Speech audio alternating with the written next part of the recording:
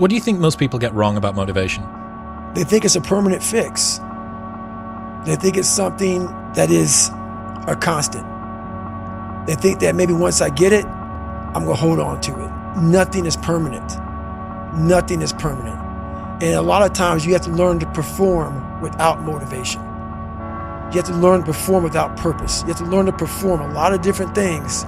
And that's what people think. They think I need to have this motivation to work out, to study, to be better. So if they don't have it, they just don't do it. And that's where you fail. You have to learn to train your mind well beyond motivation. If you have motivation, that's great. That's some kindling to the fire. All it takes is a little bit of fucking spark, you can burn the whole forest up. But motivation, you have to learn to exist without it. You have to be your best self when you're least motivated. And that's the tricky part about all that shit. Motivation is just a word. You have to have these different things in your mind on where you want to go and know that motivation is not going to get you there. Now, motivation it's kind of a strange word because it doesn't really mean what we think it means. We think it means that we're fired up to do something. We think that it means we're eager and passionate to make something happen. And we think that somehow we should just be able to turn on that eagerness and turn on that passion. But we can't. Because you just can't turn on passion. You can't just turn on the desire to execute a task. It just doesn't work that way. And honestly, that isn't even what motivate means. Motivate doesn't mean to yell and scream and encourage. No. To motivate actually means to provide a motive, a reason why. So to motivate someone is to explain to them why they're doing what they're doing, how it will help them, where it'll take them, why they should continue to work and to struggle and to fight. And when you need motivation yourself, don't look for someone to scream and yell. Don't look for someone else to give you motivation. Look at yourself. Look at yourself and remind yourself why you are doing what you are doing. Remind yourself that this struggle, this temporary pain, this fight that you're in, this is what will make you stronger and faster and smarter and better. And then, with that motivation, go forward into the fray, into the storm, into the heat of the battle where victory is forged. This is another thing where it comes back to motivation and discipline. I want to really stress the difference between those two things. I was a 4-time kickboxing world champion. For 12 years, I trained 5 hours a day, 6 days a week. And I was motivated to train probably about 25% of the time. The rest of the time I went because I am disciplined. You don't feel like going through that shit on a Wednesday morning when you wake up, but you have to do it because you're disciplined. You're either a disciplined individual or you are not a disciplined individual. I do not need to be motivated. I'm a disciplined person. If I allocate X amount of time to work, I'm gonna do it. But that is the bottom line answer. It's discipline. You're gonna have to work when you don't feel like working. That's how it's gonna have to be, or you're never gonna be in it. And it always comes down to discipline. All the other people who are building multi-million-dollar careers and lives and businesses, they've all figured out one thing.